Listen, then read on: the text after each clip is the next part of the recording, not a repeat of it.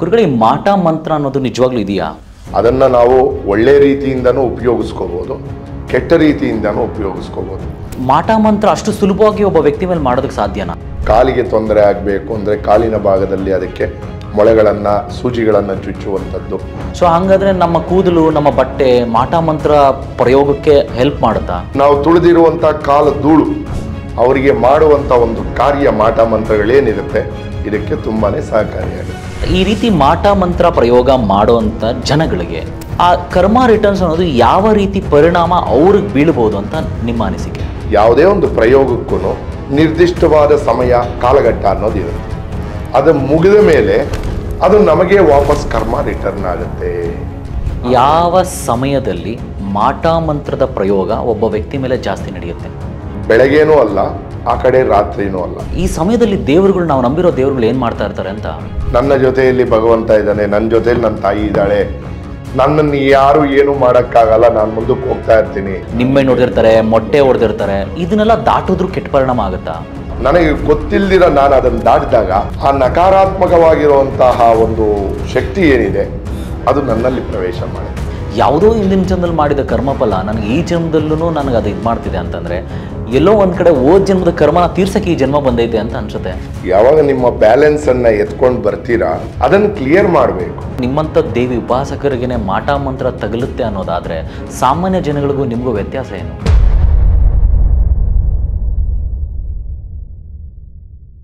ಆರೂಢ ಪ್ರಶ್ನೆ, ಅಷ್ಟಮಂಗಳ ಪ್ರಶ್ನೆ, ಇದೆಲ್ಲ ಸಾಮಾನ್ಯ ಜನಗಳಿಗೆ ಪಾಪ ತುಂಬಾ ಕಷ್ಟವಾಗಿರುವಂಥದ್ದು. ಹೊರಗಡೆ ಓಡಾಡೋವಂಥ ಗಂಡು ಮಕ್ಕಳು, ಗಂಡಸರಿಗೆ ಯಾವುದು ಕೆಟ್ಟದ್ದು ಆಗಬಾರ್ದು ಅಂದರೆ ಏನು ಮಾಡ್ಕೊಬೋದು ಅವರು?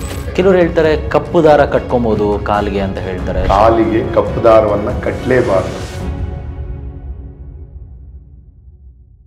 ಈ ಒಂದು ಶೋನ supporting partner Shri Manjunatha collections, HAL second stage, new Thippasandra. ನೀವೇನಾದ್ರೂ ರೆಡಿಮೇಡ್ ಬ್ಲೌಸ್ ಪರ್ಚೇಸ್ ಮಾಡಬೇಕು ಅಂತ ಹುಡುಕ್ತಾ ಇದ್ರೆ ಈ ಒಂದು ಶಾಪ್ ದಿ ಬೆಸ್ಟ್ ಶಾಪ್ ಆಗಿದೆ. ಯಾಕಂತಂದ್ರೆ ಎಲ್ಲಾ ರೀತಿಯ ವೆರೈಟಿ ಆಗಿರುವಂತಹ readymade blouses Shri Manjunatha collections ಅಲ್ಲಿ ಲಭ್ಯವಿದೆ. ಇಲ್ಲಿ ಸಿಲ್ಕ್ ಸ್ಯಾರಿ ಮ್ಯಾಚಿಂಗ್ ಬ್ಲೌಸಸ್ ಹಾಗೂ ವೆರೈಟಿ ಆಗಿರುವಂತಹ ಫ್ಯಾನ್ಸಿ ಬ್ಲೌಸಸ್ ಇಲ್ಲಿ ಸಿಗುತ್ತೆ. ಮತ್ತು ಕೈಗೆಟ್ಟುವ ಬೆಲೆಯಲ್ಲಿ ಉತ್ತಮ ಗುಣಮಟ್ಟದ leggings, Patiala pants, churidar, nighties, western wear, kurtis ಹಾಗೂ ಮಕ್ಕಳಿಗೆ ಬೇಕಾಗುವ ಎಲ್ಲಾ ಉಡುಪುಗಳು ಇಲ್ಲಿ ಲಭ್ಯವಿದೆ. ಒಮ್ಮೆ ವಿಸಿಟ್ ಮಾಡಿ ಶ್ರೀ ಮಂಜುನಾಥ ಕಲೆಕ್ಷನ್ಸ್. ಮತ್ತು ಇವರ second branch Shri Balaji collections, DVG road, Basavanagudi, Gandhi Bazaar ಅಲ್ಲಿ ಇದೆ.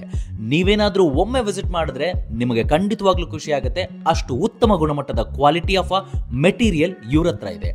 ಥ್ಯಾಂಕ್ ಯು ಸೋ ಮಚ್ ನಮ್ಮ ವರಾಯಿ ಸ್ಟುಡಿಯೋಸ್ಗೆ ಇವರು ಸಪೋರ್ಟಿಂಗ್ ಪಾರ್ಟ್ನರ್ ಆಗಿ ಬಂದಿರೋದಕ್ಕೆ. ಧನ್ಯವಾದಗಳು ಶ್ರೀ ಮಂಜುನಾಥ ಕಲೆಕ್ಷನ್ಸ್. ನಮಸ್ಕಾರ. ಅಸ್ಟ್ರೋಲಾಜಿಕಲಿಯ ವಿಶೇಷವಾದ ಕಾರ್ಯಕ್ರಮಕ್ಕೆ ನಿಮ್ಮೆಲ್ಲರಿಗೂ ಆತ್ಮೀಯದ ಸ್ವಾಗತ, ಸುಸ್ವಾಗತ. ಖಂಡಿತವಾಗ್ಲೂ ತುಂಬ ಹೆಮ್ಮೆಯಿಂದ ಇವ್ರನ್ನ ಪರಿಚಯ ಮಾಡ್ಕೊಡ್ತೀನಿ. ನಾನಿವತ್ತು ನಮ್ಮ ಅಸ್ಟ್ರೋಲಾಜಿಕಲಿ ಶೋ ಅಲ್ಲಿರುವಂಥವರು ಶ್ರೀ ಚೌಡೇಶ್ವರಿ ದೇವಿಯ ಉಪಾಸಕರು, ಪುರೋಹಿತರು ಹಾಗೂ ವೇದ ಬ್ರಹ್ಮ. ಸುಮಾರು ಜನಕ್ಕೆ ಜ್ಯೋತಿಷ್ಯದಲ್ಲಿ ಉತ್ತಮವಾದ ಮಾರ್ಗದರ್ಶನವನ್ನು ಕೊಟ್ಟು ಎಲ್ಲರಿಗೂ, ಅದೇನೋ ಹೇಳ್ತಾರಲ್ಲ, ಸರ್ವೇ ಜನೋ ಸುಖಿನೋ ಭವಂತು ಅಂತ, ಆ ರೀತಿ ಎಲ್ರಿಗೂ ಒಳ್ಳೆಯದಾಗಲಿ ಅಂತ ಹೇಳಿ ಅಚ್ಚುಕಟ್ಟಾಗಿ, ನಾಜೂಕಾಗಿ, ಕಡಾಖಂಡಿತವಾಗಿ ಹೇಳುವಂಥ ಒಬ್ಬ ಜ್ಯೋತಿಷರು ನಮ್ಮ ಜೊತೆ ಇದ್ದಾರೆ.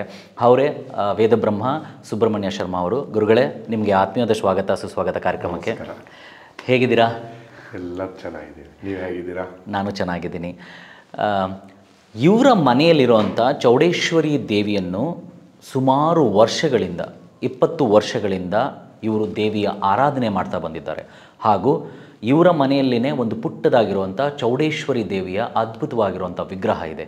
ಆ ವಿಗ್ರಹದ ಮುಂದೆ ಕೂತ್ಕೊಂಡೆ ಇವರು ಎಷ್ಟೋ ಜನಕ್ಕೆ ತಮ್ಮ ಜ್ಯೋತಿಷ್ಯವನ್ನು ಹೇಳಿದ್ದಾರೆ. ಎಲ್ಲ ಪ್ರಶ್ನೆಗಳಿಗೂ ಉತ್ತರ ಅಲ್ಲಿ ಸಿಗುತ್ತೆ. ಪುಟ್ಟ ಮನೆಯಲ್ಲಿ ಚೌಡೇಶ್ವರಿ ಅಮ್ಮನವರು ಹೇಗಿದ್ದಾರೆ ಬನ್ನಿ ನೋಡ್ಕೊಂಬರೋಣ. ಇದೇ ಒಂದು ಪುಟ್ಟ ಮನೆಯಲ್ಲಿರುವಂಥದ್ದೇ ಪವಾಡಗಳನ್ನು ಸೃಷ್ಟಿ ಮಾಡುವಂಥ ಅಮ್ಮನವರು, ಅವರೇ ಶ್ರೀ ಚೌಡೇಶ್ವರಿ ಅಮ್ಮನವರು.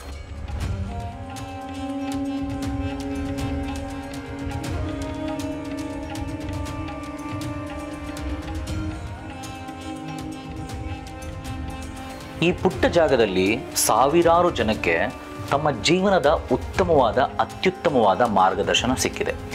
ಇದೇ ಜಾಗದಲ್ಲಿ ನಮ್ಮ ಗುರುಗಳು ಎಷ್ಟೋ ಜನಕ್ಕೆ ತಮ್ಮ ಜಾತಕ ವಿಶ್ಲೇಷಣೆ ಮಾಡಿದ್ದಾರೆ. ಜ್ಯೋತಿಷ್ಯವನ್ನು ಅಚ್ಚುಕಟ್ಟಾಗಿ ಹೀಗೆ ಆಗುತ್ತೆ, ಹೀಗೆ ಮಾಡ್ಕೊಳ್ಳಿ ಅಂತಲೂ ಹೇಳ್ತಾರೆ. ಅದೇ ರೀತಿ ಇವತ್ತವರೆಗೂ ನೀವು ಯಾರೇ ಬಂದ್ರೂ ನಿಮ್ಮಿಂದ ಎಕ್ಸ್ಪೆಕ್ಟೇಷನ್ಸ್ ಇಷ್ಟೇ ಕೊಡಿ ಅಷ್ಟೇ ಕೊಡಿ ಅಂತ ಮಾಡ್ದಿರೋಂಥ ಒಬ್ಬ ಗುರುಗಳು ನಾನು ನೋಡ್ತಾ ಇರೋಂಥವ್ರು ಅವರೇನೆ ಜ್ಯೋತಿಷ್ಯ ವಿದ್ವಾನರು ಹಾಗೂ ಶೈವಾಗಮ ಪ್ರವೀಣರು ಆಗಿರುವಂಥ ಶ್ರೀ ಶ್ರೀ ಶ್ರೀ ಸುಬ್ರಹ್ಮಣ್ಯ ಶರ್ಮಾ ಅವರು ನಮ್ಮ ಜೊತೆ ಇದ್ದಾರೆ. ಗುರುಗಳು, ನಿಮಗೆ ಆತ್ಮೀಯದ ಸ್ವಾಗತ, ಸುಸ್ವಾಗತ. ಇವತ್ತಿನ ಒಂದು ಕಾರ್ಯಕ್ರಮದಲ್ಲಿ ನಿಮ್ಮಲ್ಲಿ ಕಾಡುವಂಥ ಅಗೋಚರವಾದ ಪ್ರಶ್ನೆಗಳಿಗೆ ಉತ್ತರ ಇಲ್ಲಿ ಸಿಗುತ್ತೆ. ಯಾಕಂತಂದರೆ ಈ ಅಸ್ಟ್ರಾಲಜಿಕಲಿ ಶೋಲಿ ನಾವು ಮಾತಾಡ್ತಾ ಇರೋವಂಥ ವಿಚಾರವೇ ಮಾಟ ಮಂತ್ರದ ಬಗ್ಗೆ. ಮಾಟ ಮಂತ್ರ ಅಂದಿದ ತಕ್ಷಣ ಎಲ್ಲರಿಗೂ ಒಂದು ರೀತಿಯಲ್ಲಿ ಭಯ ಆಗುತ್ತೆ. ತಮ್ಮ ಉದ್ಧಾರವನ್ನು ನೋಡೋಕ್ಕಾಗದೆ ಬೇರೆಯವರು ಯಾವ ರೀತಿಯ ಅಸ್ತ್ರಗಳನ್ನೂ ತಮ್ಮ ಮೇಲೆ ಪರಿಣಾಮ ಬೀರೋದಕ್ಕೆ ಆಗಲ್ಲ ಅಂತಂದಾಗ ಕಡೆಯದಾಗಿ ಅಸ್ತ್ರಕ್ಕೆ ಬರುವಂಥವರೇ ಮಾಟ ಮಂತ್ರ. ಹೊಟ್ಟೆ ಕಿಚ್ಚನಿಂದ ಆಗಿರ್ಬೋದು ಅಥವಾ ನಾನಾ ವಿಚಾರಗಳಿಂದ ಆಗಿರ್ಬೋದು ಈ ಮಾಟ ಮಂತ್ರದ ಸಮಸ್ಯೆ ಸುಮಾರು ಜನಕ್ಕೆ ಕಾಡುತ್ತೆ. ಈ ಮಾಟ ಮಂತ್ರದ ಬಗ್ಗೆ ನಾವು ಯಾಕೆ ಮಾತಾಡ್ಬಾರ್ದು?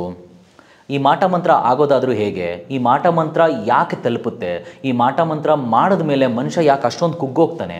ಇವೆಲ್ಲ ವಿಚಾರಗಳನ್ನ ನಾನು ಇವತ್ತು ಮಾತಾಡಿಸ್ತಿದ್ದೀನಿ ಸುಬ್ರಹ್ಮಣ್ಯ ಶರ್ಮಾ ಅವ್ರ ಹತ್ರ. ಗುರುಗಳೇ, ಮೊದಲನೇದಾಗಿ ಕಾರ್ಯಕ್ರಮಕ್ಕೆ ಸ್ವಾಗತ, ಸುಸ್ವಾಗತ.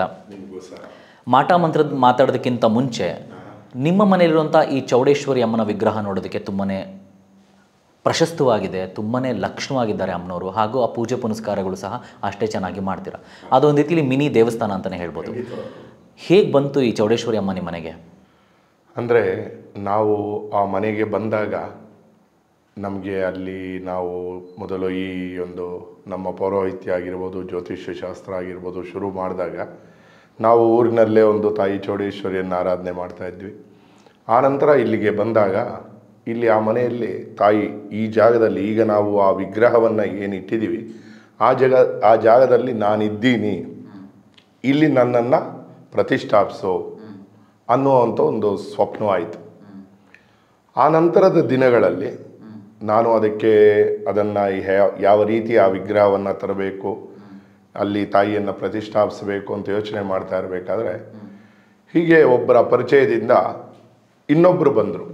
ಅವರು ಬಂದು ನನ್ನ ಹತ್ರ ಹೇಳಿದ್ರು, ನಿಮಗೆ ಚೌಡೇಶ್ವರಿ ತಾಯಿಯನ್ನು ಕೊಡಬೇಕು ಅಂತ ನನಗೆ ಅಪ್ಪಣೆ ಆಗಿದೆ, ನನಗೆ ಸ್ವಪ್ನ ಆಗಿದೆ.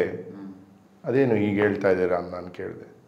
ಇಲ್ಲ, ನನಗೂ ಒಂದು ವಾರದ ಮೊದಲೇ ತಾಯಿ ಚೌಡೇಶ್ವರಿ ಸ್ವಪ್ನದಲ್ಲಿ ಬಂದು ನನ್ನನ್ನು ಆರಾಧನೆ ಮಾಡ್ತಾ ಇದೀಯಾ, ನಿನಗೀಗ ಒಂದು ಆರೋಗ್ಯ ಸಮಸ್ಯೆಗಳು ಏನು ಶುರುವಾಗಿದೆ, ಅದರಿಂದ ನಿನಗೆ ದಿನನಿತ್ಯದ ಪೂಜಾ ಕಾರ್ಯಕ್ರಮಗಳು ಇದನ್ನು ನಡೆಸಲಿಕ್ಕೆ ಆಗ್ತಾ ಇಲ್ಲ, ಹಾಗಾಗಿ ಇಂಥವ್ರಿಗೆ ಸುಬ್ರಹ್ಮಣ್ಯ ಶರ್ಮಾ ಅನ್ನೋರಿಗೆ ಇಂಥವ್ರಿಗೆ ಇದನ್ನು ತಲುಪಿಸು ಅನ್ನೋ ಒಂದು ಸ್ವಪ್ನ ಆಗಿದೆ ಅಂತ ಹೇಳಿದ್ರು.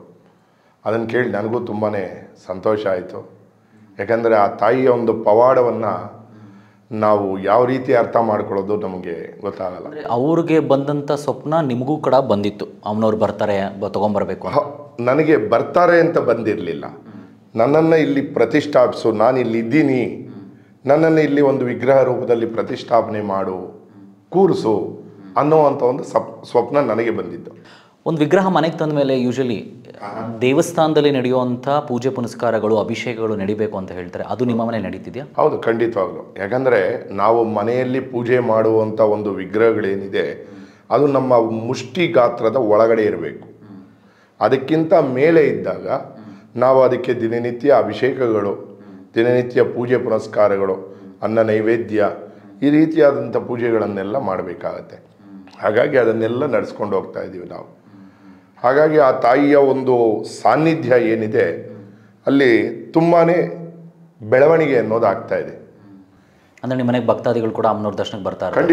ಖಂಡಿತವಾಗ್ಲೂ ಬರ್ತಾರೆ. ಯಾಕಂದರೆ ಅವರು ಬಂದು ಅವರಲ್ಲಿರುವಂಥ ಒಂದು ತೊಂದರೆಗಳೇನಿದೆ ಅದಕ್ಕೆ ಪರಿಹಾರವನ್ನು ಕಂಡುಕೊಂಡ ಮೇಲೆ ಅವರ ಆಗಮನ ಮತ್ತೆ ಮತ್ತೆ ಆಗ್ತಾ ಇರುತ್ತೆ. ತಾಯಿಯ ದರ್ಶನವನ್ನು ಮಾಡಿಕೊಂಡು ಹೋಗೋದು, ಆ ತಾಯಿಗೆ ಬಾಗಿನವನ್ನು ಸಮರ್ಪಣೆ ಮಾಡುವಂಥದ್ದು, ಅವರ ಕೈಯಲ್ಲಾದಂಥ ಯಾವುದೋ ಒಂದು ಸೇವೆಯನ್ನು ಮಾಡುವಂಥದ್ದು.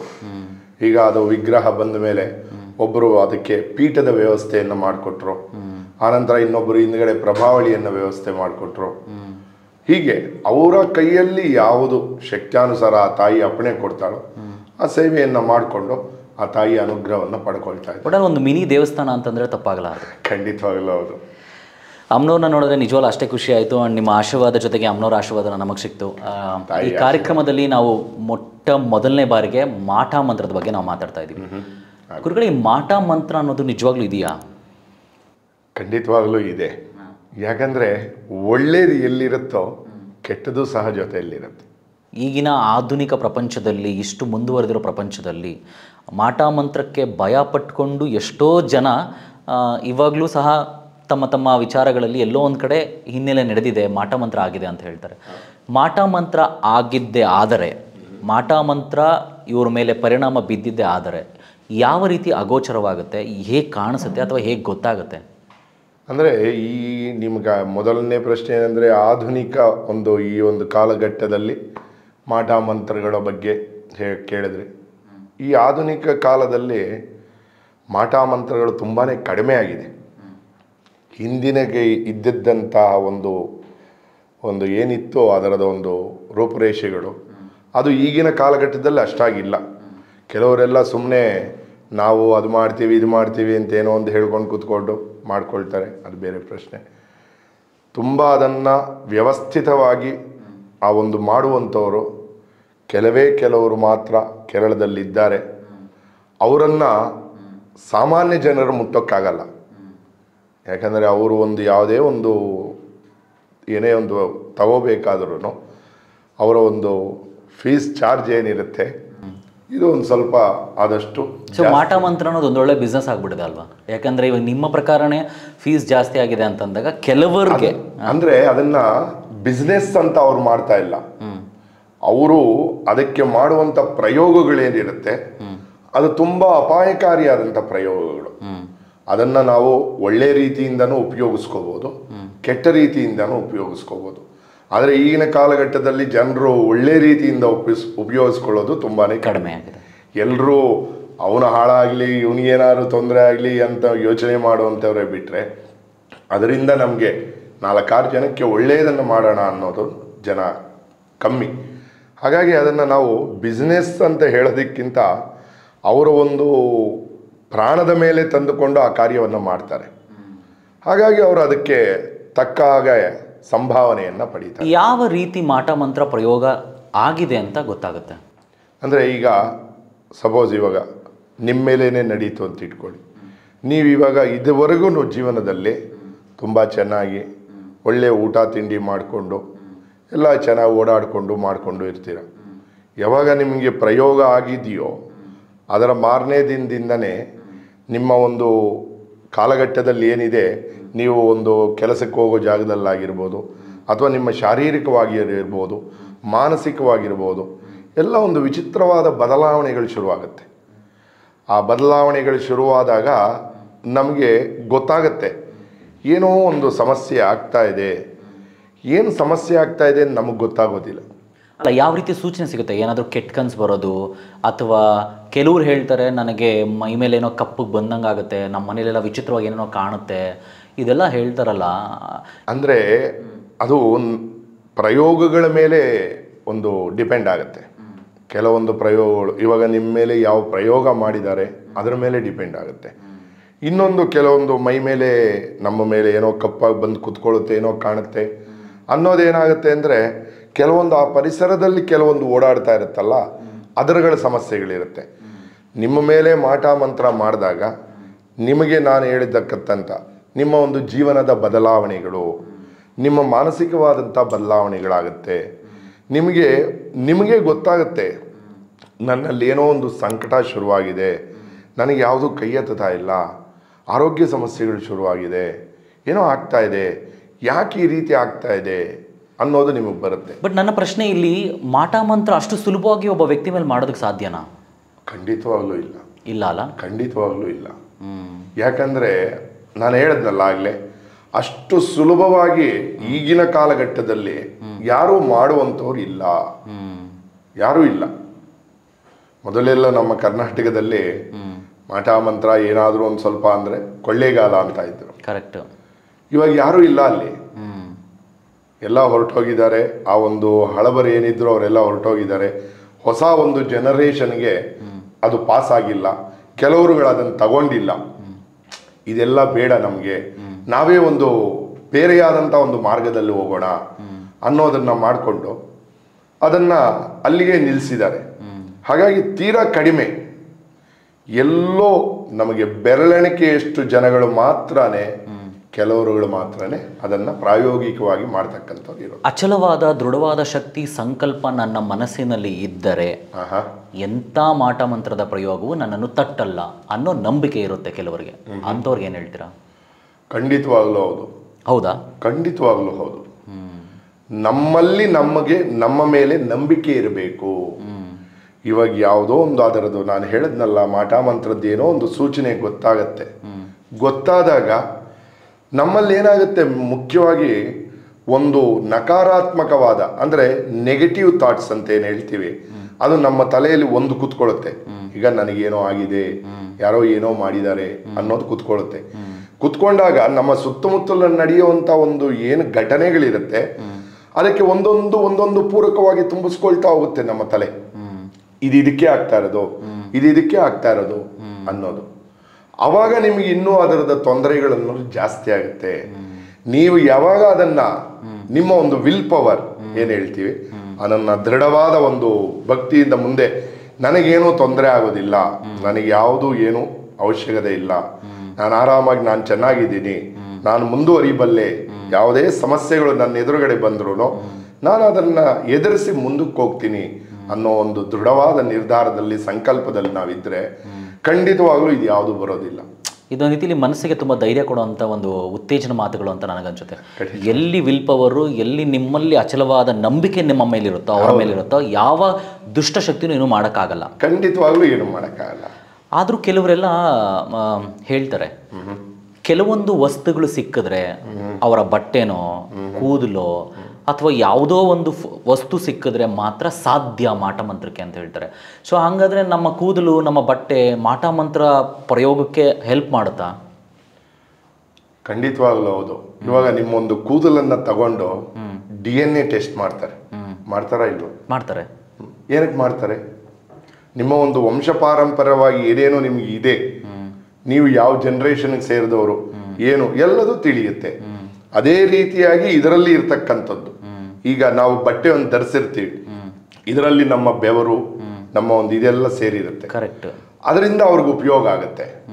ಸೊ ಹಾಗಾಗಿ ನಾವು ತುಳಿದಿರುವಂಥ ಕಾಲ ಧೂಳು ಏನಿರುತ್ತೆ ಆ ಧೂಳನ್ನು ತಗೊಂಡು ಹೋದ್ರೂ ಅದರಲ್ಲಿ ಬಂದಿರತಕ್ಕಂಥ ಕಣಗಳಿಂದ ಅವರಿಗೆ ಮಾಡುವಂಥ ಒಂದು ಕಾರ್ಯ ಮಾಟ ಮಂತ್ರಗಳೇನಿರುತ್ತೆ ಇದಕ್ಕೆ ತುಂಬಾನೇ ಸಹಕಾರಿಯಾಗುತ್ತೆ. ಅದಕ್ಕೆ ದೊಡ್ಡವರು ಹೇಳ್ತಾರೆ ಬಟ್ಟೆಗಳನ್ನೆಲ್ಲೂ ಬಿಡಬೇಡಿ. ಹೌದು, ಎಲ್ಲೂ ಯಾರಿಗೂ ಕೊಡಬೇಡಿ, ಎಲ್ಲೂ ಬಿಸಾಕ್ಬೇಡಿ. ಕೂದಲನ್ನು ಅಷ್ಟೇ ಹಿಂದಿನ ಕಾಲದಲ್ಲಿ ಒಂದು ಕಡೆ ನಿಂತ್ಕೊಂಡು ನೀಟಾಗಿ ತಲೆ ಬಾಚಿಕೊಂಡು ಅದನ್ನ ಸುತ್ತಿ ಒಂದು ಕವರಲ್ಲೋ ಇನ್ನೇನದ್ರಲ್ಲ ಒಂದು ಪಟ್ಟಣದಲ್ಲಿ ಹಾಕಿ ನೀಟಾಗಿ ಅದನ್ನ ಹೊರಗಡೆಗೆ ಯಾರು ಅದನ್ನ ತೆಗೆದುಕೊಂಡು ಹೋಗಬಾರ್ದು, ಆ ರೀತಿ ಬಿಸಾಕ್ತಾ ಇದ್ರು. ಬಟ್ ಒಂದು ಇಲ್ಲಿ ವಿಚಿತ್ರವಾಗಿರೋದು ಅಥವಾ ಮನುಷ್ಯನಾಗಿ ಸಹಜ ಗುಣ ನನಗೆ ಗೊತ್ತಿಲ್ಲ, ಮಾಟ ಮಂತ್ರ ಪ್ರಯೋಗ ಮಾಡೋ ಅಂಥವ್ರು ನಮಗೆ ತುಂಬ ಹತ್ರ ಆಗಿರೋರು, ನಮ್ಮನ್ನು ನೋಡಿರೋರು, ನಮ್ಮ ಬೆಳವಣಿಗೆ ಜೊತೆಯಲ್ಲೇ ಇದ್ದು ನಮ್ಮ ಬೆಳವಣಿಗೆ ಸಹಿಸಕ್ಕಾಗದಿರೋ ಅಂತ ಕೆಲವು ನೀಚ ಮನಸ್ಥಿತಿಗಳು ಈ ರೀತಿ ಕೆಲಸ ಮಾಡ್ತಾರೆ. ಹೌದು, ಖಂಡಿತವಾಗಿ ಏನಾಗುತ್ತೆ ಅಂದರೆ ಈಗ ನಾವು ಜೊತೆಯಲ್ಲೇ ಇರ್ತೀವಿ. ಇವಾಗ ನೀವು ಇಬ್ಬರು ಜೊತೆಯಲ್ಲೇ ಇದ್ದೀವಿ ಅಂತ ಇಟ್ಕೊಳ್ಳಿ. ನಿಮ್ಗೇನು ಟ್ಯಾಲೆಂಟ್ ಇದೆಯೋ ಅದು ನನ್ನಲ್ಲೂ ಇದೆ. ಆದರೆ ನಿಮಗೊಂದು ದೈವ ಬಲದಿಂದನೋ ಅಥವಾ ನಿಮ್ಮ ಒಂದು ಒಳ್ಳೆಯ ಕರ್ಮದ ಫಲದಿಂದನೋ ನೀವು ಎತ್ತರಕ್ಕೆ ಬೆಳೀತಾ ಇರ್ತೀರ. ನಾನು ಅಷ್ಟೇ ಟ್ಯಾಲೆಂಟ್ ಹೊಂದಿರೋ ನಾನು ಇಲ್ಲೇ ಇರ್ತೀನಿ. ಆಗ ನನ್ನಲ್ಲಿ ಆ ಒಂದು ಮನುಷ್ಯನ ಸಹಜ ಗುಣ ಅಸೂಯೆ ಅನ್ನೋದು ಶುರುವಾಗುತ್ತೆ. ನೋಡು, ಇಬ್ಬರೂ ಒಂದೇ ಟ್ಯಾಲೆಂಟ್ ಇರೋರು, ಅವನು ಬೆಳೀತಾ ಇದ್ದಾನೆ, ಎತ್ತರಕ್ಕೆ ಹೋಗ್ತಾ ಇದ್ದಾನೆ, ಒಳ್ಳೆ ಹೆಸರನ್ನು ಸಂಪಾದನೆ ಮಾಡ್ತಾ ಇದ್ದಾನೆ, ನಾನು ಇನ್ನೂ ಇಲ್ಲೇ ಇದ್ದೀನಲ್ಲ, ಯಾಕೆ ಏನಾಯ್ತು ಅಂದ್ರೆ ನಾವು ಪಟ್ಟಿರೋ ಕಷ್ಟ ಯಾರು ನೋಡಲ್ಲ ಇಲ್ಲಿ.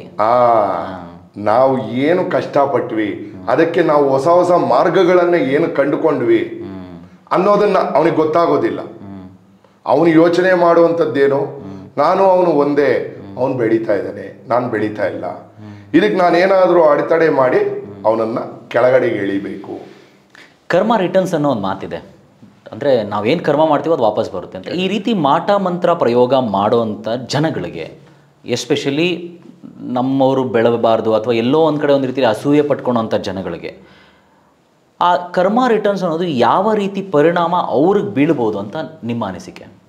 ಖಂಡಿತವಾಗಲೂ ಬೀಳುತ್ತೆ. ಯಾಕಂದರೆ ಈ ಕಲಿಯುಗದಲ್ಲಿ ಯಾವುದು ಈ ಸ್ವರ್ಗ ನರಕ ಅಂತ ಮೊದಲು ಹಿಂದಿನ ಕಾಲದಲ್ಲಿ ಅಥವಾ ಬೇರೆ ಯುಗಗಳಲ್ಲಿ ಏನು ಹೇಳ್ತಾ ಇದ್ರು, ಕಲಿಯುಗದಲ್ಲಿ ಅದು ಯಾವುದೂ ಇಲ್ಲ. ಎಲ್ಲ ನಮ್ಮ ಕರ್ಮ ಫಲಗಳೇನಿದೆ ಅದನ್ನು ನಾವು ಇಲ್ಲೇ ಅನುಭವಿಸಬೇಕು. ಅದು ಒಳ್ಳೆಯದಾಗಿರಲಿ ಕೆಟ್ಟದಾಗಿರಲಿ. ಯಾವ ರೀತಿ ಪರಿಣಾಮ ಬೀರ್ಬೋದು ನಿಮ್ಮ ಪ್ರಕಾರ? ನೀವು ಈಗ ನಿಮಗೆ ನಾನು ಏನು ಕೇಡನ್ನು ಬಯಸಿ ಮಾಡಿರ್ತೀನೋ ಒಂದು ಸ್ವಲ್ಪ ದಿನಗಳು ನೀವು ನಿಜವಾಗ್ಲೂ ಕ್ಷೀಣಿಸ್ಬೋದು. ಆಮೇಲೆ ನೀವು ಅದಕ್ಕೆ ಏನು ಬೇಕೋ ಅದನ್ನು ಪರಿಹಾರ ಮಾಡಿಕೊಂಡು ಮತ್ತೆ ನೀವು ಮುಂದಿನ ನಿಮ್ಮ ಒಂದು ಜೀವನವನ್ನು ಸಾಗಿಸ್ಬೋದು. ಅದಕ್ಕೆ ಆ ಸಮಯ ಆದ ಮೇಲೆ, ಅಂದರೆ ಯಾವುದೇ ಒಂದು ಪ್ರಯೋಗಕ್ಕೂ ನಿರ್ದಿಷ್ಟವಾದ ಸಮಯ ಕಾಲಘಟ್ಟ ಅನ್ನೋದು ಇರುತ್ತೆ. ಅದು ಮುಗಿದ ಮೇಲೆ ಅದನ್ನು ರೀಚಾರ್ಜ್ ಮಾಡಬೇಕು, ಅದಕ್ಕೆ ಪುನರ್ಜೀವ ಕೊಡಬೇಕು. ಇಲ್ಲ ಅಂದರೆ ಅದು ನಮಗೆ ವಾಪಸ್ ಕರ್ಮ ರಿಟರ್ನ್ ಆಗುತ್ತೆ.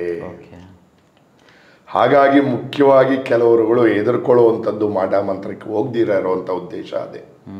ಯಾಕಂದರೆ ಅದು ನಿರ್ದಿಷ್ಟ ಸಮಯ ಆಗೋಯ್ತು ಅಂದರೆ ಅದು ನಮಗೆ ವಾಪಸ್ ಬರುತ್ತೆ.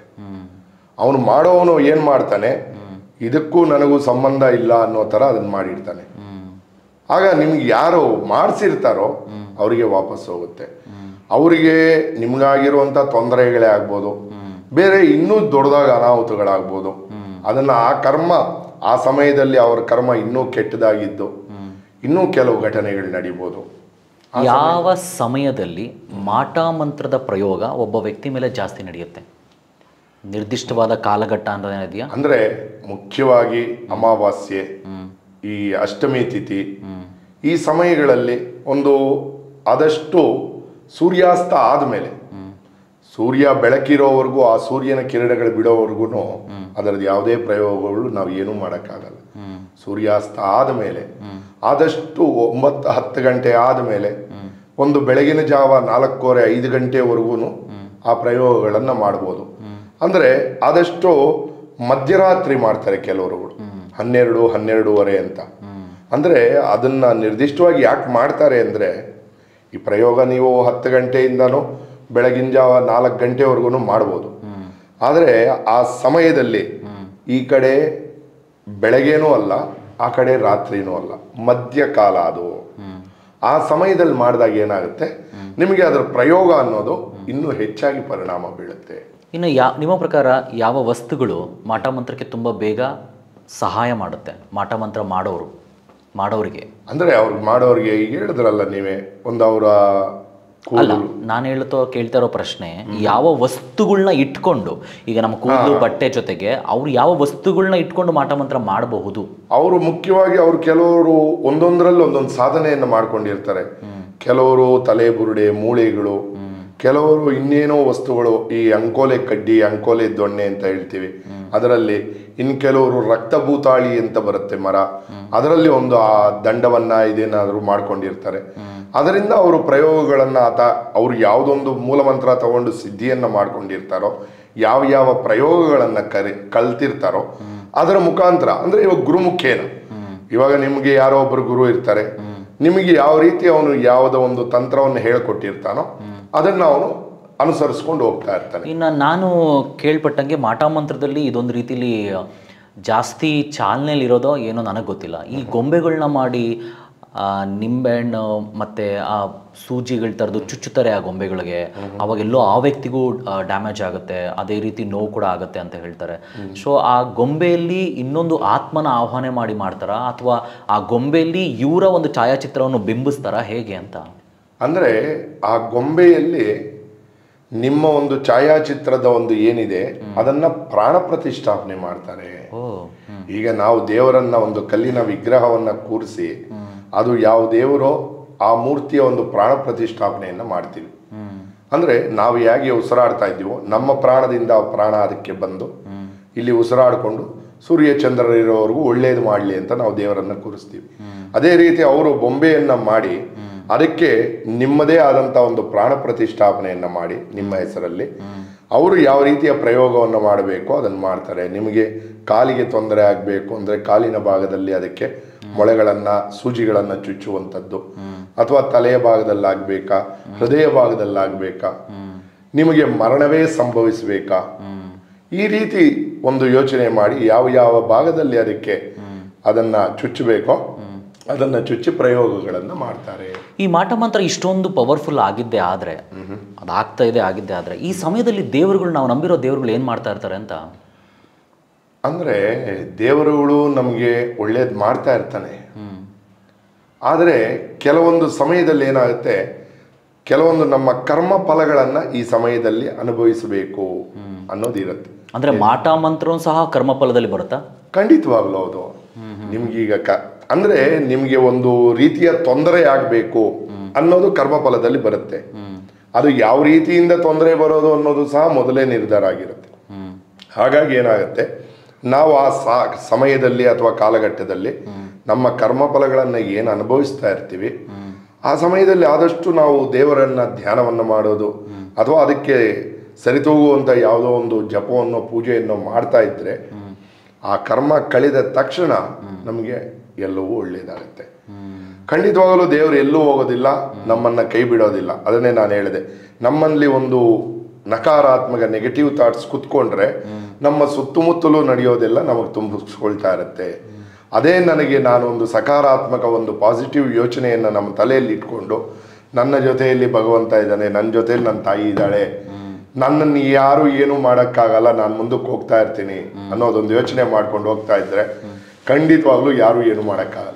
ಸಾಮಾನ್ಯ ಜನಗಳಿಗೆ ಮಾಟ ಮಂತ್ರದ ಒಂದು ಭಯ ಇದ್ದೇ ಇರುತ್ತೆ. ಖಂಡಿತವಾಗ್ಲೂ ಎಲ್ಲೋ ಒಂದ್ ಕಡೆ ಒಂದು ರೀತಿಲಿ ತಾವು ಕೆಲಸ ಮಾಡುವಾಗ ಏನೇ ಆಯ್ತು ಅಂತಂದ್ರೆ ಏನೋ ಆಗಿದೆ ಅಂತ ಹೇಳ್ತಾರೆ. ಈ ನಮಾಸೆಗಳಲ್ಲಿ ನೀವು ನೋಡ್ದಂಗೆ 3 ದಾರಿ ಇಲ್ಲಿ ನಿಂಬೆ ಹೊಡೆದಿರ್ತಾರೆ, ಮೊಟ್ಟೆ ಹೊಡೆದಿರ್ತಾರೆ. ಇದನ್ನೆಲ್ಲ ದಾಟಿದ್ರು ಕೆಟ್ಟ ಪರಿಣಾಮ ಆಗುತ್ತಾ? ಖಂಡಿತವಾಗ್ಲೂ ಆಗುತ್ತೆ. ಯಾಕಂದ್ರೆ ಒಂದು ಅಂದ್ರೆ ಅದನ್ನ ನಿಮಗೆ ಒಂದು ದೃಷ್ಟಿ ತೆಗೆದು ನಿಮ್ಮಲ್ಲಿರುವಂಥ ಒಂದು ನೆಗೆಟಿವ್ ಎನರ್ಜಿ ಏನಿದೆ ಅದನ್ನ ತೆಗೆದು ಅಲ್ಲಿ ಹೊಡೆದಿರ್ತಾರೆ. ನಿಂಬೆಹಣ್ಣಾಗಿರ್ಬೋದು ಅಥವಾ ಮೊಟ್ಟೆ ಆಗಿರ್ಬೋದು, ಇನ್ನೇನೇ ಆಗಿರ್ಬೋದು, ಅಲ್ಲಿ ಹೊಡೆದಿರ್ತಾರೆ. ಇವಾಗ ನಾನೊಬ್ಬ, ನನಗೆ ಗೊತ್ತಿಲ್ದಿರ ನಾನು ಅದನ್ನು ದಾಟಿದಾಗ ಆ ನಕಾರಾತ್ಮಕವಾಗಿರುವಂತಹ ಒಂದು ಶಕ್ತಿ ಏನಿದೆ ಅದು ನನ್ನಲ್ಲಿ ಪ್ರವೇಶ ಮಾಡುತ್ತೆ. ಹಾಗಾದ್ರೆ ನನ್ನ ಪ್ರಶ್ನೆ, ಸಾಮಾನ್ಯ ಜನಗಳಿಗೆ ಈ ಹೆದರಿಕೆ ಅಂತೂ ಇದ್ದೇ ಇರುತ್ತೆ.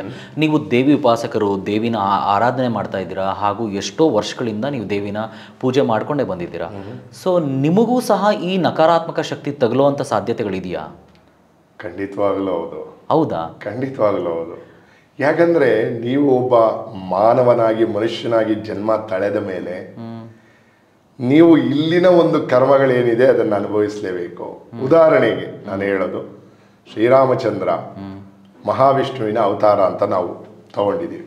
ವಿಷ್ಣು ದೇವರಲ್ವಾ, ಅವತಾರ ತಗೊಂಡ ಭೂಮಿಯ ಮೇಲೆ ಒಂದು ಮಾನವ ಜನ್ಮವನ್ನು ತಾಳದಾಗ ಅವನು ದಶರಥನಿಗೆ ಕೊಟ್ಟಂತ ಮಾತಿನ ಪ್ರಕಾರ 14 ವರ್ಷ ವನವಾಸ ಹೋದ. ದೇವರಲ್ವಾ, ಯಾಕೆ ಹೋಗ್ಬೇಕಿತ್ತು? ಏನು ಹೋಗುವಂಥದ್ದು? ಅಂದರೆ ಅವನು ಇಲ್ಲಿ ಮಾನವನಾಗಿ ಜನ್ಮಿಸಿದಾಗ ಅವನ ಒಂದು ಕರ್ಮಫಲಗಳೇನಿದೆ ಅದನ್ನು ಅವನು ಅನುಭವಿಸಬೇಕು. ಅದೇ ರೀತಿ ನಾವು ದೇವರನ್ನು ನಾವು ನಿತ್ಯ ಉಪಾಸನೆ ಮಾಡ್ತಾ ಇರ್ತೀವಿ, ಆ ತಾಯಿಯ ಒಂದು ದಿವ್ಯ ಸಾನ್ನಿಧ್ಯವನ್ನು ಪಡಿತಾನೆ ಇರ್ತೀವಿ. ಆದರೂ ನಮಗೆ ನಮ್ಮ ಕರ್ಮಫಲಗಳು, ಅದು ಹಿಂದಿನ ಜನ್ಮದ್ದಾಗಿರ್ಬೋದು ಅಥವಾ ಈ ಜನ್ಮದ್ದಾಗಿರ್ಬೋದು, ಕರ್ಮಫಲಗಳೇನಿದೆ ಅದನ್ನು ಅನುಭವಿಸ್ಬೇಕು ಬಂದಾಗ ನಾವು ಖಂಡಿತವಾಗೂ ಅನುಭವಿಸ್ತೀವಿ. ನನ್ನ ಪ್ರತಿ ಶೋಲ್ಲೂ ಎಲ್ಲರೂ ಹೇಳುವಂಥ ಒಂದು ಮಾತು, ಕರ್ಮಫಲ, ಕರ್ಮ ಹಿಂದಿನ ಜನ್ಮದ್ದು ಹಂಗೆ ಹಿಂಗೆ ಅಂತ ಹೇಳ್ತಾರೆ. ಯಾವುದೋ ಹಿಂದಿನ ಜನ್ಮದಲ್ಲಿ ಮಾಡಿದ ಕರ್ಮಫಲ ನನಗೆ ಈ ಜನ್ಮದಲ್ಲೂ ನನಗೆ ಅದು ಇದು ಮಾಡ್ತಿದೆ ಅಂತಂದರೆ ಎಲ್ಲೋ ಒಂದು ಕಡೆ ಓದ್ ಜನ್ಮದ ಕರ್ಮನ ತೀರ್ಸಕ್ಕೆ ಈ ಜನ್ಮ ಬಂದೈತೆ ಅಂತ ಅನ್ಸುತ್ತೆ. ಖಂಡಿತವಾಗ್ಲೂ ಹೌದಲ್ವಾ? ಯಾಕಂದರೆ ನೀವು ಇವಾಗ ಯಾವಾಗ ನಿಮ್ಮ ಬ್ಯಾಲೆನ್ಸನ್ನು ಎತ್ಕೊಂಡು ಬರ್ತೀರಾ ಅದನ್ನು ಕ್ಲಿಯರ್ ಮಾಡಬೇಕು. ಅದನ್ನು ಕ್ಲಿಯರ್ ಮಾಡಿದಿರ ನಿಮಗೆ ಹೊಸ ವೇ ಸಿಗೋದಿಲ್ಲ. ಇನ್ನು ನಿಮ್ಮಂಥ ಜ್ಯೋತಿಷ್ಯಗಳಿಗೆ ಅಥವಾ ನಿಮ್ಮಂಥ ದೇವಿ ಉಪಾಸಕರಿಗೇನೆ ಮಾಟ ಮಂತ್ರ ತಗಲುತ್ತೆ ಅನ್ನೋದಾದರೆ ಸಾಮಾನ್ಯ ಜನಗಳಿಗೂ ನಿಮಗೂ ವ್ಯತ್ಯಾಸ ಏನು? ಅಂದರೆ ನಾವು ಅದನ್ನು ಪರಿಹಾರ ಮಾಡಿಕೊಳ್ಳುವಂಥ ವಿಧಾನಗಳೇನಿದೆ ಅದನ್ನು ಒಂದು ಸ್ವಲ್ಪ ಶೀಘ್ರವಾಗಿ ನಾವು ಮಾಡ್ಕೊಳ್ತೀವಿ. ಈಗ ನಿಮಗೆ ತೊಂದರೆ ಮಾಮೂಲಿ ಜನಗಳಿಗೆ ಜನಸಾಮಾನ್ಯರಿಗೆ ಆದಾಗ ಅವರು ಅದನ್ನು ಒಂದು ತೀರಿಸ್ಕೊಳ್ಳುವಂಥ ಒಂದು ವಿಧಾನಗಳೇನಿರುತ್ತೆ, ಯಾರನ್ನ ಹುಡುಕ್ಬೇಕು, ಯಾರನ್ನ ನೋಡಬೇಕು, ಹೇಗೆ ಅದನ್ನು ಕಳ್ಕೋಬೇಕು ಅನ್ನೋದು ಗೊತ್ತಿರೋದಿಲ್ಲ. ಮುಖ್ಯವಾಗಿ ನಮಗೆ ಈಗ ಆಗಿದೆ ಅಂದರೆ ನಮಗೆ ಯಾವ ರೀತಿ ಆಗಿದೆ, ಅದಕ್ಕೆ ಯಾವ ಪ್ರಶ್ನೆಯಿಂದ ನಮಗೆ ಯಾವುದೇ ಒಂದು, ಈಗ ಆರೂಢ ಪ್ರಶ್ನೆ ಆಗಿರ್ಬೋದು ಅಥವಾ ಅಷ್ಟಮಂಗಳದ ಪ್ರಶ್ನೆ ಆಗಿರ್ಬೋದು, ಇದರಿಂದ ಕೆಲವೊಂದು ನಮಗೆ ಯಾವ ಸಮಸ್ಯೆ ಆಗಿದೆ, ಯಾವ ಪ್ರಯೋಗ ಆಗಿದೆ ಅನ್ನೋದನ್ನು ತಿಳ್ಕೊಂಡು ಅದಕ್ಕೆ ಯಾವ ರೀತಿ ಪರಿಹಾರ ಕಂಡುಕೋಬೇಕು ಅನ್ನೋದು ಕಂಡುಕೊಂಡು ನಾವು ಅದನ್ನು ಸರಿ ಮಾಡಿಕೊಂಡು ಮುಂದಕ್ಕೆ ಹೋಗ್ತೀವಿ. ಆರೂಢ ಪ್ರಶ್ನೆ, ಅಷ್ಟಮಂಗಳ ಪ್ರಶ್ನೆ, ಇದೆಲ್ಲ ಸಾಮಾನ್ಯ ಜನಗಳಿಗೆ ಪಾಪ ತುಂಬಾ ಕಷ್ಟವಾಗಿರುವಂಥದ್ದು. ಸಾಮಾನ್ಯ ಜನಗಳಿಗೂ ಮಾಟ ಮಂತ್ರದ ಭಯ ಇರೋರಿಗೆ ತಮ್ಮ ಮನೆಯ ಸೇಫ್ಟಿ ಮಾಡ್ಕೊಳೋಂಥ ಒಂದು ಚಿಕ್ಕ ಚಿಕ್ಕ ಸುಲಭವಾದ ಉಪಾಯಗಳು ಯಾವ್ದಾನ ಇದೆಯಾ? ಖಂಡಿತವಾಗ್ಲೂ ಇದೆ.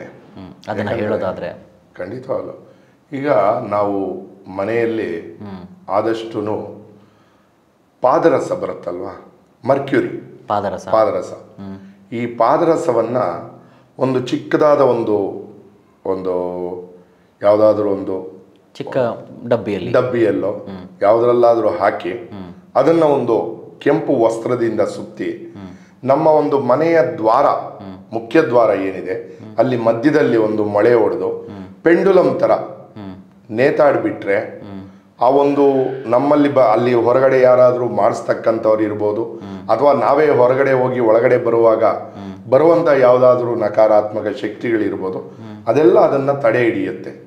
ಅದನ್ನೊಂದು ಮಾಡ್ಕೋಬೋದು ಮುಖ್ಯ ದ್ವಾರದಲ್ಲಿ ಮಾತ್ರ. ಕಾರಣ ಏನು ಇದು ಮುಖ್ಯ ದ್ವಾರದಲ್ಲಿ ಹಾಕ್ಬೇಕು ಅನ್ನೋದು? ಎಲ್ಲರೂ ಅಲ್ಲೇ ಓಡಾಡ್ತಾ ಇರ್ತೀವಲ್ಲ. ಇವಾಗ ಬೇರೆ ಹಿತ್ತಲ ಬಾಗಿಲಿದ್ರೂ ನಮಗೆ ಹಿತ್ತಲ ಬಾಗಿಲಲ್ಲಿ ನಾವು ಜಾಸ್ತಿ ಏನಕ್ಕೆ ಓಡಾಡ್ತೀವಿ? ನಾವು ಯಾವುದೇ ಒಂದು ಕೆಲಸಕ್ಕೆ ಹೋಗ್ಬೇಕಾದ್ರೂ ಮತ್ತೆ ವಾಪಸ್ ನಮ್ಮ ಮನೆಗೆ ಬರಬೇಕಾದ್ರೂ ನಾವು ಮುಖ್ಯ ದ್ವಾರದಲ್ಲೇ ಬರ್ತೀವಿ. ಬೇರೆ ಇನ್ಯಾರೇ ನಮ್ಮ ಮನೆಗಳಿಗೆ ಬಂದ್ರು ಅವರು ಮುಖ್ಯ ದ್ವಾರದಲ್ಲೇ ಬರ್ತಾರೆ. ಹಾಗಾಗಿ ಮುಖ್ಯ ದ್ವಾರದಲ್ಲಿ ಹಾಕಿದಾಗ ಏನಾಗುತ್ತೆ, ಆ ನಕಾರಾತ್ಮಕ ಶಕ್ತಿಗಳನ್ನು ಅವು ಅಲ್ಲೇ ತಡೆಯುತ್ತೆ ಅನ್ನೋದು ಮುಖ್ಯ ಉದ್ದೇಶ. ಇದು ಒಂದು ಚಿಕ್ಕದಾಗಿರುವಂತ ಚಿಕ್ಕವಾಗಿ ಜನಸಾಮಾನ್ಯರು ಎಷ್ಟು ಪಾದರಸ ಇಡಬೇಕು ಅಂತ ಏನಾದ್ರು ಇದೆಯಾ? ಹಾಗೇನಿಲ್ಲ, ಅದು ಒಂದು ಸ್ವಲ್ಪ ನಾವು ಬೆಲೆ ಜಾಸ್ತಿ ಅದು. ಹಾಗಾಗಿ ನೋಡಿಕೊಂಡು ನಾವು ಸ್ವಲ್ಪ ಇಟ್ಟರು ಸಾಕು. ಅದು ಅವ್ರ ಶಕ್ತ್ಯಾನುಸಾರ ಇನ್ನೊಂದು ಸ್ವಲ್ಪ ಜಾಸ್ತಿ ಇಡ್ತೀವಿ ಅಂದ್ರೂ ಇಟ್ಕೋಬೋದು. ಅದು ಎಷ್ಟೇ ಇಟ್ಟರು ಅದರದ ಒಂದು ಶಕ್ತಿ ಏನಿದೆ ಅದು ತೋರಿಸುತ್ತೆ. ಪ್ಲಾಸ್ಟಿಕ್ ಡಬ್ಬದಲ್ಲಿ ಹಾಕಿ ನೀಟಾಗಿ ಮುಚ್ಚಿ ಕೆಂಪು ಬಟ್ಟೆ ಸುತ್ತಿಡಬೇಕು.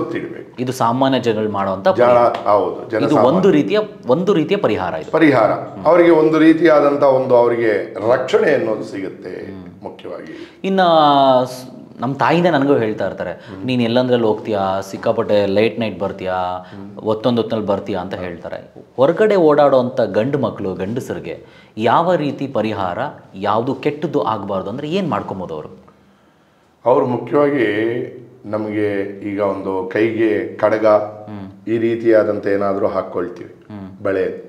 ಹಿಂದಿನ ಕಾಲದಲ್ಲಿ ಈ ಬೆಳ್ಳಿದು ಎಲ್ಲ ಕಡಗ, ಕಾಲಂದಿಗೆ, ಕೈ ಕಡಗ ಎಲ್ಲ ಹಾಕ್ಕೊಳ್ತಾ ಇದ್ರು. ಈಗ ಅದನ್ನೆಲ್ಲ ಬಿಟ್ಬಿಟ್ಟಿದ್ದಾರೆ, ಹಾಕೋದು ಬಿಟ್ಬಿಟ್ಟಿದ್ದಾರೆ. ಏನಂದರೆ ಇದು ನಮಗೆ ಬೇರೆಯವರಿಂದ ಇವಾಗ ಯಾರನ್ನೋ ಮುಟ್ತೀವೋ ಇನ್ನೊಂದು ಮಾಡ್ತೀವೋ ಅವರಲ್ಲಿರೋ ಒಂದು ನಕಾರಾತ್ಮಕ ಶಕ್ತಿ ನಮ್ಮ ಒಳಗೆ ಪ್ರವೇಶ ಮಾಡ್ದಿರ ಅದು ಇಲ್ಲೇ ತಡೆಯುತ್ತೆ. ಕಾಲಂದಿಗೆಗಳಾಗ್ತಾ ಇದ್ದಿದ್ದು ಅದಕ್ಕೋಸ್ಕರನೇ. ಆ ಬೆಳ್ಳಿ ಒಂದು ಇದರಲ್ಲಿ ಏನಿದೆ ಶಕ್ತಿ, ಯಾವುದು ನಮ್ಮ ಮೈ ಪ್ರವೇಶ ಮಾಡದಿರೋ ಹಾಗೆ ನಮಗೆ ಒಂದು ರಕ್ಷಣೆಯನ್ನು ಕೊಡುತ್ತೆ. ಕೆಲವರು ಹೇಳ್ತಾರೆ ಕಪ್ಪು ದಾರ ಕಟ್ಕೊಬೋದು ಕಾಲಿಗೆ ಅಂತ ಹೇಳ್ತಾರೆ. ಕಾಲಿಗೆ ಕಪ್ಪು ದಾರವನ್ನು ಕಟ್ಟಲೇಬಾರದು. ಕಾರಣ